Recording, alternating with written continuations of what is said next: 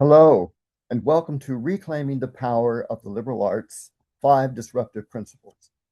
I'm Steve Miles, Vice Chair of AltLiberalArts and Emeritus Professor of Music at New College of Florida, where I taught for 32 years and where I served as Provost and Vice President for Academic Affairs from 2011 to 2017. This webinar is sponsored by AltLiberalArts, a global education initiative concerned with the freedom to learn, civic engagement, and the advancement of the liberal arts. In collaboration with Bard College and the Global Higher Education Alliance for the 21st Century, AltLiberalArts offers global online lectures and courses for which you can register at altliberalarts.org.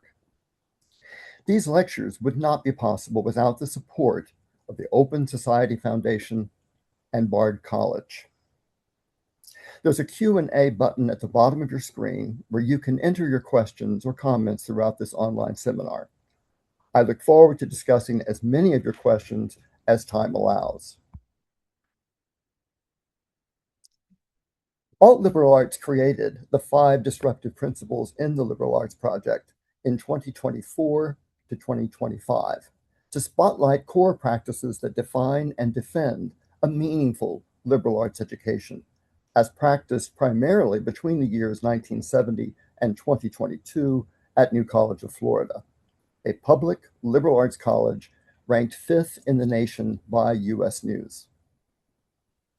My presentation today will draw from the 5 project essays, all available at the AltLiberalArts website, written by former New College faculty, administrators, and alums, including Dan Chambliss, Jim Feeney, Juliana Pare-Bagloyev, Mary Ruiz, Eric Schickler, Miriam Wallace, and myself. On January 6, 2023, Florida Governor Ron DeSantis appointed 6 conservative trustees to the New College Board who were charged with what one trustee described as a takeover. Similar tactics are being deployed throughout the United States and the world. At a time when academic freedom, curricular integrity, and student self-determination are all under increasing pressure, this project asks, what principles are worth protecting, sustaining, and expanding within higher education? We have chosen 5 disruptive principles for consideration.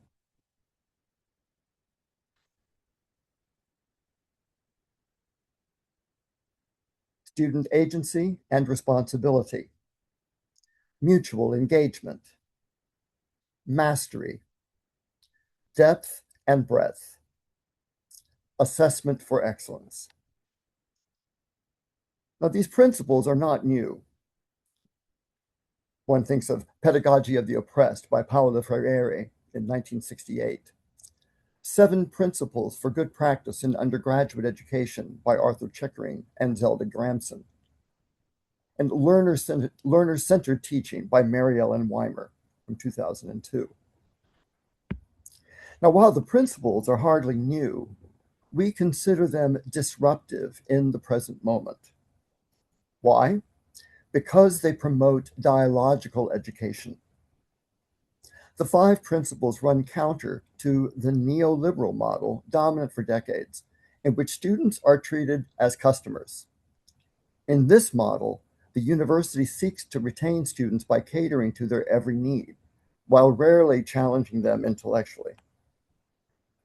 The 5 principles also run counter to the accelerated degree model, in which coursework is streamlined into 3 years with a narrow view toward employment. While this model is economical, it allows little room for curiosity and exploration. Inherent in both the neoliberal and accelerated degree models, there are unspoken agreements, which have been articulated by Laura Rendon in Sente Pensante, or Sensing Thinking Pedagogy. These include the agreement of separation between student and teacher, the agreement to privilege competition, the agreement to privilege intellectual and rational knowing, the agreement to avoid self-examination, Finally, the agreement to privilege outer work over inner work. Now let's consider each of these principles in turn. Principle 1, student agency and responsibility. Education is most effective when it's driven by student curiosity and responsibility. Students thrive when they have ownership over their learning path, when they help shape the questions, structures, and goals of their education. The New College motto, which was developed early on, was, in the final analysis, every student is responsible for his or her own education. Let me repeat that. In the final analysis, every student is responsible for his or her own education. Now, how do students take responsibility for their education? How do they come as first-year students at the age of 17 or 18 and leave having completed a senior thesis and defended it before a baccalaureate committee? What allows for that process of transformation to take place? Well, at New College, historic New College, one of the principal means for that was what we called the contract system. Each semester at New College, from first semester to final semester, a student negotiates a contract with a faculty contract sponsor. This involves, in one sense, it's a registration document because it does list the academic undertakings, which would go on the transcript. But it's much more than that. In fact, the very first item on the contract, which is written, is goals, short-term and long-term. Now, when I talk with incoming students when they're 17 or 18 years old and they're asked to stipulate their goals, some are very reluctant. They'll say, oh, well, my goal is to survive the semester. Whereas other students say, well, I already know what my senior thesis topic is going to be. Now, they're both wrong in a sense, right? Because what needs to happen is they need experience, and their progress as a student will be determined by that experience and by their working together with their faculty sponsor in this dialogical form of education. The other problem about setting goals or difficulty is that if you set a goal, you run the risk of not achieving it. You run the risk of failing. And here you would stipulate a goal publicly. But it's really important for the student, even if they are groping for what their goals are, to stipulate them. Because later we can go back and compare their performance in the semester with their stipulated goals. And those goals will change over time.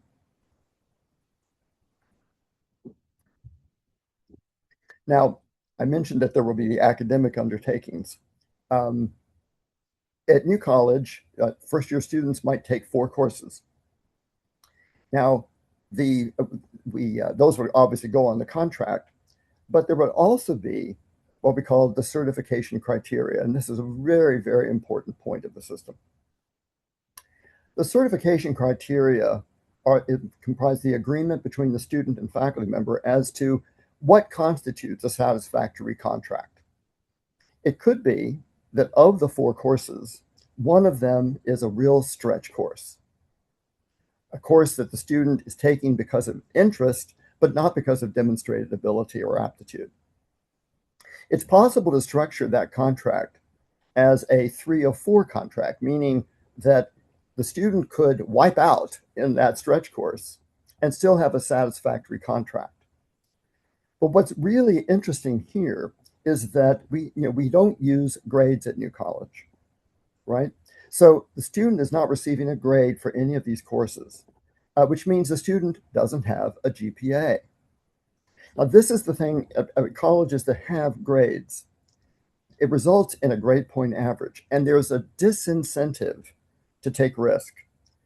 You want to take courses that are going to strengthen your GPA, to raise your GPA.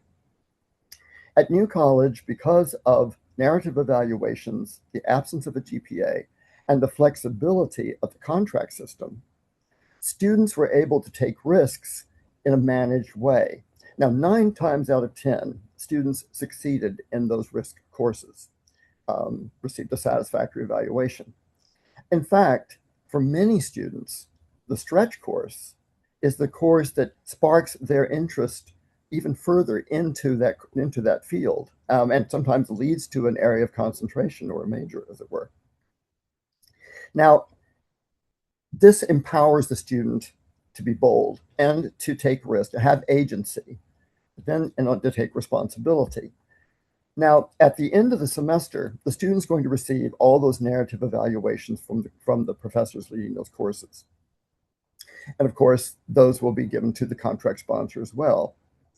The student and the contract sponsor will then have a discussion based on the narrative evaluations and the student's experience as to, how did the student fare that term? Did they meet their goals for the semester? What goals are suggested by this for the coming semester, and what courses would be suggested? So this is where that dialogical character is firmly established at the very beginning. And every semester, as that conversation continues, the student is gaining confidence. The student is taking more responsibility for their education. And of course, this will lead in the end to the completion of a senior thesis and a baccalaureate examination. So just want to underscore, in contrast to the models that we were talking about earlier, that this is a dialogical form of education in every way. Let's consider the second principle, mutual engagement. Learning is not a one-way transmission of content. It thrives in shared relationships between faculty and students, among peers, and in partnership with communities beyond the classroom. New College faculty members were, in the words of Mike Michelson, our former president, fellow learners who simply were further along the learning journey than their students. By opening up and listening, they played the role of co-learners or guides. While boundaries are necessary to some extent, at New College, those boundaries were fluid and flexible, fostering a spirit of collaboration between faculty and students. It was not unusual for faculty to publish papers with students or give joint presentations at conferences. I was twice joined by students for panel presentations at the annual conferences of social theory, politics, and the arts. On both of those occasions, we presented projects that stemmed from shared research for New Music New College, which served both as a public performance series and a laboratory for interdisciplinary research. Students might be introduced to subjects and courses, yet they had the opportunity to go deeper into the material through independent study projects and tutorials. And I might say that where faculty develop the syllabus and present the syllabus to the class in a course, students design the tutorial. It's really for them to determine the readings, to propose the readings for the tutorial. I had been performing with a student, Dee Oliphant. We had performed in a small vocal ensemble, and she was aware of my interest in performance, and we had had casual conversations about it. But she approached me about sponsoring an independent study in performance theory, particularly the work of Richard Schechner. Now, this changed not only her work, it changed the trajectory of my work. We read Schechner's ideas about what constitutes performance, particularly the idea that in a given space, in a performance, there may be the theater, that is what's going on between the performers and the audience, but everything that happens in the space is part of the performance. It really changed my perspective on performance as a whole. Now, shortly after this tutorial, I directed a performance of John Cage's songbooks at the Ringley Museum of Art. Dee was one of the performers in this production, which was open to the community. Now, I drew heavily from Schechner's thought in this performance and the structuring of it. Years later, I published an article on this performance in TDR, the Drama Review, which is edited by Richard Schechner. Now, I don't know that I ever would have taken the step that I did with regard to performance theory and contemporary performance had I not engaged in this tutorial with D. Now, she learned and I learned, but we learned through that larger conversation. So this was definitely a sense of mutuality or mutual engagement. Now, moving on to the third principle, mastery. Mastery is about more than completion. It involves intention, repetition, mentoring, and a willingness to let students wrestle with hard ideas and sometimes fail in pursuit of transformation and growth. Let me repeat that last part. It involves intention, repetition, mentoring, and a willingness to let students wrestle with hard ideas and sometimes fail in pursuit of transformation and growth. Mastery is only achieved when we have the safety to fail and to try again. I want to tell you the story about a student who in many ways epitomized the journey towards mastery for me, Jason Rosenberg, a young composition student. When Jason arrived at New College, his musical education consisted of playing saxophone in his high school band. He had never taken music theory, and yet, as a goal for his contract, his very first contract, his stipulated goal was to become a great composer. Now, given his background and given that aspiration, what was I to say? I did not feel it was my place to say, you should not pursue that. You don't have the background to do that. Instead, I said that what you should do is to take the music theory course, take music theory 1, and let's see how this develops. So Jason enrolled in music theory 1, and for the first half of the semester, he struggled. In fact, I would say he was kind of close to the bottom in terms of the class, in terms of his work. But he dug in, and by the end of the semester, he had performed quite well. But this was because he didn't take that first half of the semester failure to be the final word. He continued to work hard, and of course, he asked for attention and for help and so forth. But he pulled himself up and finished in really good form. Now, we reviewed his evaluations, and when it came time for his second semester contract, Jason's goal was to become a great composer. Again, not my place to say, you're unprepared for this, whatever. It was just to keep going and take every possible, and for Jason to take advantage of every possible opportunity, which he did. And eventually, I asked him to be the teaching assistant in my music theory class. He took a semester at the University of Illinois so as to better gauge his own accomplishment in relationship to students at a larger university.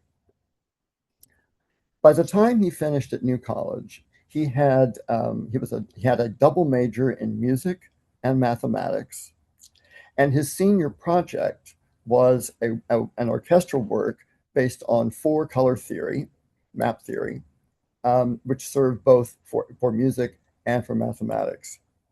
He went on to get a full ride at University of California, San Diego, one of the top composition programs in the country.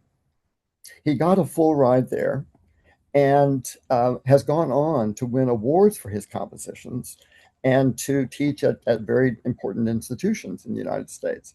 So what happened with Jason is he had the opportunities, he took advantage of those opportunities, he stretched himself, and in the end achieved an enormously challenging goal. In my view, no student embodies mastery more than Jason Rosenberg and his experience. The fourth principle, breadth and depth.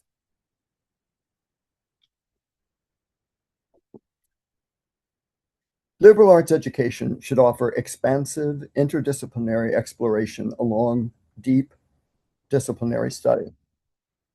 When structured thoughtfully, these two goals enrich one another rather than compete. Now, students, indeed, in the first couple of years, are exploring widely in terms of the academic resources at college, exploring various subjects and finding their way and refining their goals. But they do eventually have to make a decision together with their faculty sponsor and other faculty members as to what their area of concentration will be. We don't use the word major at New College. It was an area of concentration. And there were a number of choices. It could be a disciplinary area of concentration. One could choose music, for example, and there would be requirements for completion within that disciplinary um, area of concentration. Or it could be a double major, such as Jason's, or an interdisciplinary major, where you link two disciplines and pursue them in a combined way. It could also be very broad, such as the humanities or the social sciences, but it could also be a special area of concentration. And this meant it was an area of concentration that was not offered at the college, and the student had to prepare a proposal that the faculty would approve that indicated how the student was going to combine study at New College with resources that were available elsewhere to meet the requirements or the expectations of a special area of concentration. One student, for example, did experimental performance, and it was brilliant. Now, the choice of the area of concentration is the product of experience, feedback, and conversation. The senior thesis or the senior project might reflect the depth of the student's education, but that was preceded by broad exploration. So this, you might say, is sort of the pivot point where broad exploration turns into a very focused view towards completion within an area of concentration, resulting in a senior thesis. We don't have to choose between breadth and depth. We just need to approach them by balancing exploration with mastery, passion with inquiry, and curiosity with collaboration. Finally, the fifth principle, assessment for excellence. Grades alone do not capture the substance of learning. Feedback, dialogue, reflection, and formative evaluation help students progress with intention, not just meet standards, but exceed them. Just thinking about Jason with that.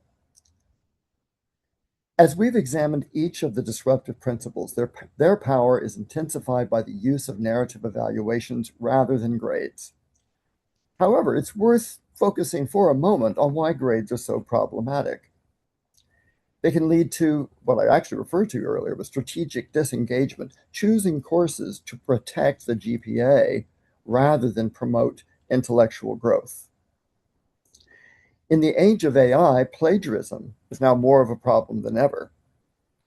And also, grades favor the lucky ones, students whose parents have college degrees or live in communities offering good schools or whose family budget supports tutors, receive outside benefits in a system geared to teach them how to get good grades. Grading punishes the unlucky or those who are late developers. Grades cannot measure how far we have come or where we are going. Now, I think we've seen throughout this presentation the benefits of narrative assessment. Narrative evaluations not only address performance, but they also address next steps. Narrative evaluations provide the foundation for dialogical learning. Student and contract sponsor, drawing lessons from a semester's effort and refining the student's goals. New college students understood something that many institutions still struggle with. Excellence isn't about perfection. It's about progress. In 50 years of using narrative evaluations, faculty and students at New College saw firsthand that meaningful assessment fosters meaningful learning. So at this point, I'd like to open this up to questions which you have been creating. The first question: how can these principles be implemented in traditional systems? I just gave a similar presentation at a meeting of the American Association of Colleges and Universities, where the audience was people who teach primarily in larger institutions. Um, the answers to that question about how, I asked them, have you been able to implement these principles in your system? And the answers varied. Um, what we found is that if the principles are focused on close attention to the student and the student's progress, even in a large course, it is possible to find ways by breaking into groups and other ways to be able to address individual student need. Also, though, it makes a difference whether the person in a large class is focused on presenting content or helping students understand how to do their own research. It's always possible, even within a large setting, it's always possible to put the focus back on the individual student and how they take responsibility for their education.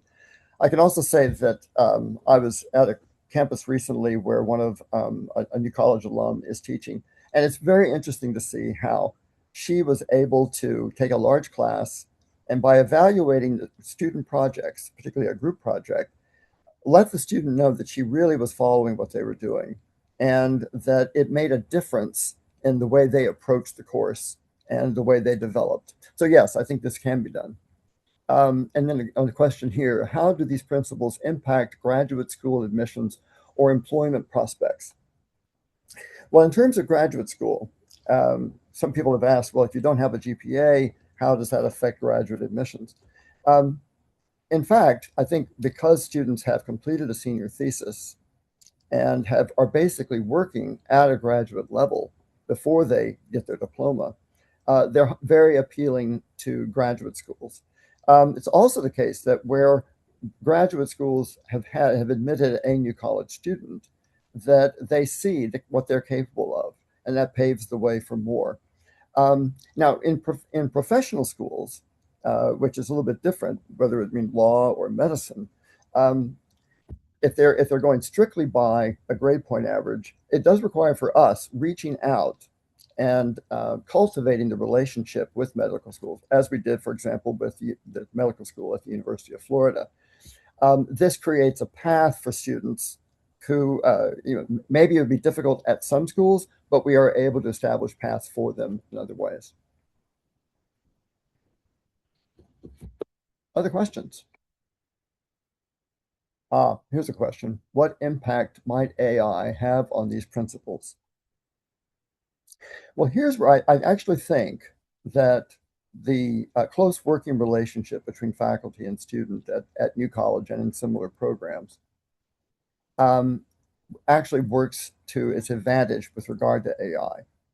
It would seem that AI, the reliance upon AI, becomes most problematic in the larger classes or where the relationship between the faculty member and the student is more strained. At New College, when you're working so closely together, um, if a student has used AI, they still have to prove or demonstrate their understanding of the material in a conversation, in a discussion, or in a presentation. Um, there's less room for simply letting AI do the thinking. Um, hopefully, we'll also find ways of teaching AI as opposed to letting AI do our thinking. Again, the close relationship between students and faculty at a place like New College is I think makes a big difference.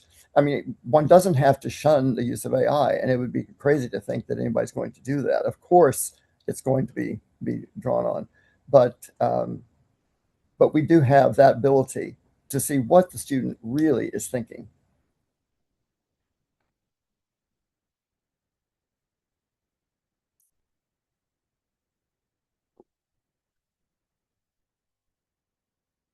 Question here is, are funders likely to be skeptical of these principles, and how might they be won over? Um, well, what comes to my mind is that when funders, and by that funders is a kind of an abstract position, if we're talking about um, The state is a funder, and there are individuals, of course, who are philanthropic. In my experience at New College, and this includes my experience as provost meeting with the Board of Governors, when people understand exactly what this dialogical education is like, they want to support it. When I would give presentations to the Board of Governors, um, they, instead of having this broad notion that New College is the honors college for the state university system, they understood that we actually had a very different approach to education, and one that was backed up by great accomplishments on the part of our students. I can also say that when I would give this presentation to parents of students at the beginning of the academic year, it was very common for me for a parent to approach me and say, I wish that I had had this kind of education when I was in college. Um, Many people look back at their college years and either regret that they didn't give more, that they didn't focus their attentions more. But when they find out what kind of an education is offered at New College, they realize that that they missed something very, very powerful. The other thing about if funders or like individual philanthropists, the best thing is just to let them meet our students. Our students are who can articulate better than any of us exactly what this education means, how it has changed them, how it has been transformational. Um, Now, that there's no question that this is not an education for everyone, but I think that everyone can benefit from a more student-focused education, and particularly one that's more dialogical. Uh, our funders have always been persuaded to that fact. Any other questions? Here's a question. How likely is a system that requires professors to write both narrative evaluations and standard grades to succeed? How likely is it that that kind of system can succeed? I don't have a set answer for that. I do think that the focus should always be on the evaluation. A grade is, I mean, in one sense, you could say that because a student can fail or receive an unsatisfactory evaluation for a course, that constitutes a kind of grade.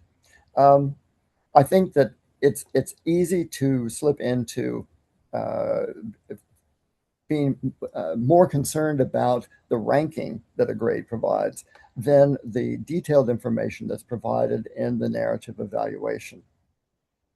And I must say there are some schools that have used hybrid approaches where students get narrative evaluations. There is a grade that goes in through the registrar's office, but the student has to ask to see that information. They're not given that information as a matter of course. So there is pressure to use grades, but I would in the end say that the narrative evaluation, the approach using narrative evaluation is very much preferable. Here's a question. There's a concern about post-COVID disengagement of students. This approach requires a high level of engagement. Is it too big of a gap? Well, to focus on engagement, in the principles, we talk about mutual engagement. Um, I think that it's the partnership between students and faculty that allows for this deep level of engagement by students. As I said in the beginning, when we were talking about agency and student responsibility, simply telling students that they're responsible for their education and then sending them on their way wouldn't work. In fact, I think it would be overwhelming, right? But I think I think that all people crave a meaningful intersubjective relationship. That is, that it's not just their thoughts and what they want to do. They're talking with someone, particularly in the case of students, you're talking to an experienced faculty member. So when we're in conversation, in a way, we are rescued from our isolation. And I think that's the thing that people experienced with COVID was that deep sense of isolation. The dialogical character of this kind of education serves as a counter to that. I don't think the gap is too big.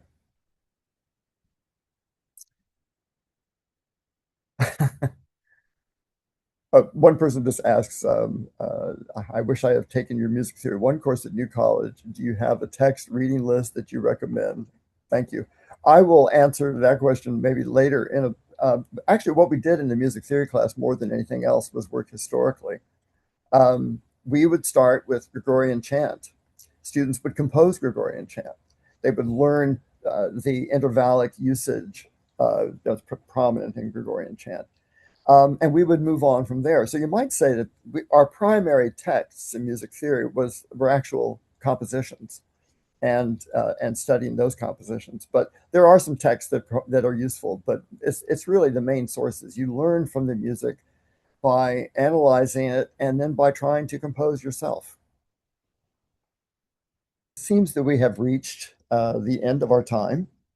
Thanks to our audience for attending this seminar. Please visit altliberalaarts.org to register for our upcoming webinar, Higher Education in the Crossfire, What is a Risk? What is at Risk? With Lynn Pascarella on May 12th, 2026 at 12 p.m. Eastern Standard Time. All offerings are available free of charge. You can also view past webinars, including this one, at the AltLiberalArts YouTube channel. With that, thank you and goodbye.